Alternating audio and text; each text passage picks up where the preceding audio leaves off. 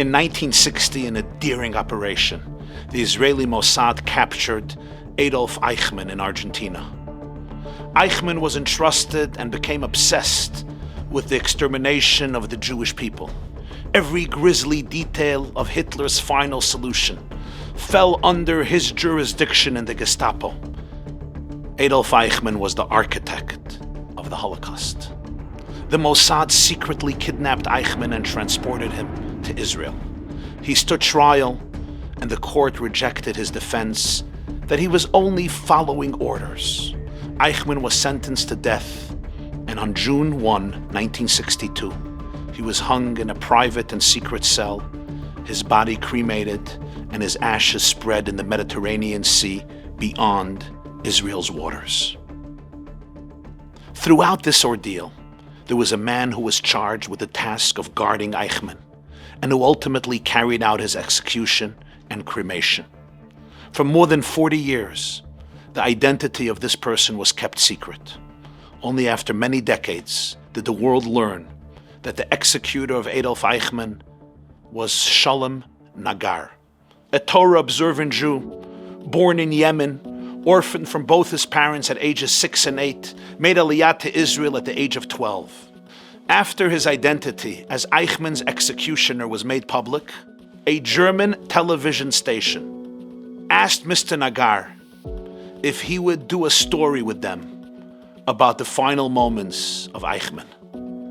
Nagar agreed to be interviewed, but he insisted that the filming take place at the Kollel, where he would study Torah daily.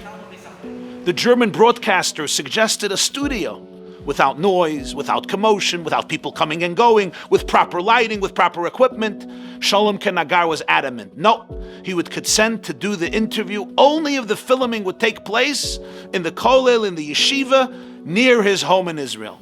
They didn't have a choice. The German TV station agreed, and the cameramen photographed all of the people learning in the Kollel before Shalom Nagar began answering questions and sharing his experience as Satan's hangman.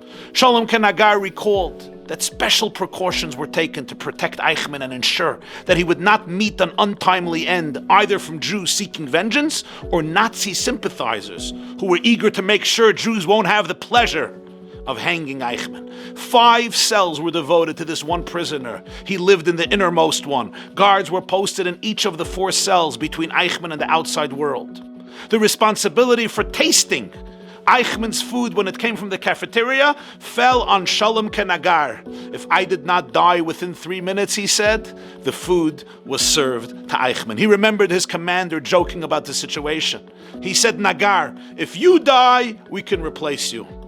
But this prisoner can't be replaced. He described how he hung Eichmann, cremated him, and how his ashes were cast into the water in the middle of the night. He shared how he was haunted an entire year afterwards.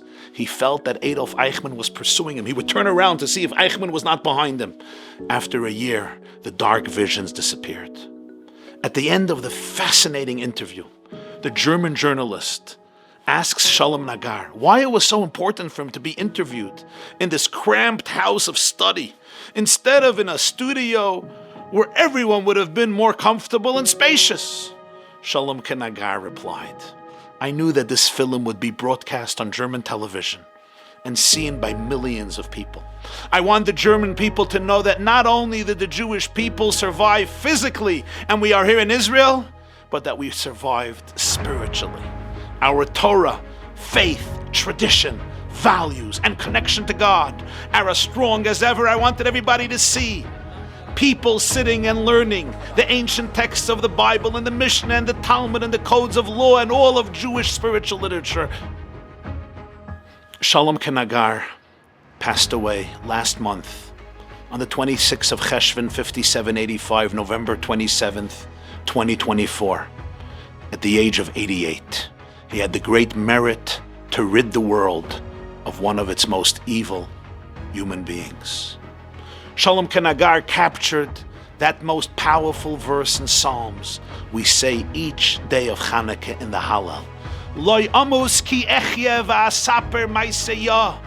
I will not die but live, King David says, and will proclaim what God has done. In each generation, our people, collectively and individually, have declared, I will not die, we will not die, but live and will proclaim what God has done.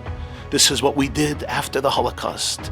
This is what we shall do today again. Loy amos ki echye va'asaper ma'aseya. Happy Chanukah.